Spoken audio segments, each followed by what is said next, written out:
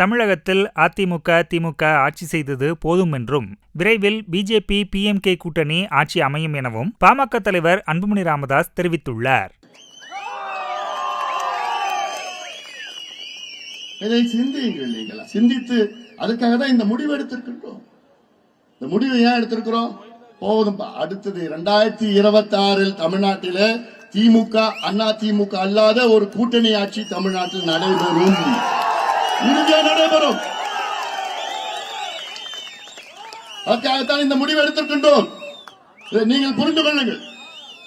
தொடர்ந்து உங்க கூட உங்களை ஜெயிக்க வச்சு உங்க தோல்ல சுமந்து உங்களுக்கு காவடி தூக்கி ஐயா முதலமைச்சராங்க, ஐயா முதலமைச்சராங்க சொல்லிட்டு அவங்க முதலமைச்சர் ஆன பிறகு ஐயா எப்படியாவது இந்த 10% கொடுங்க ஐயா, ஐயா இந்த சாரா கிடையாது, டாஸ்மாக் கிடையாது, ஏதோ கொஞ்சம் கிடையாது மூடுங்க ஐயா, ஐயா இந்த ஆத்துல தடுப்பணை எப்படியாவது கொஞ்சம் கட்டுங்க ஐயா, ஐயா இந்த போதை பொருட்களை எப்படியாவது ஒழிங்கயான்னு உங்ககிட்ட வந்து ஒவ்வொரு முறையும் கெஞ்சுறது. முடியலப்பா, என்னால முடியலப்பா. தமிழக மக்களே, நீங்க முடிவு செய்யுங்க. நல்ல ஆட்சி, நேர்மையான ஆட்சி, உங்களுக்கான ஆட்சி. அடுத்த தலைமுறைகள், வரும் தலைமுறைகள் எல்லாம் தலை நிமிர்ந்து நிற்க வேண்டும். தமிழர்கள் தலை நிமிர்ந்து நிற்க வேண்டும். தலைமுறைகள் தலை நிமிர்ந்து நிற்க வேண்டும்.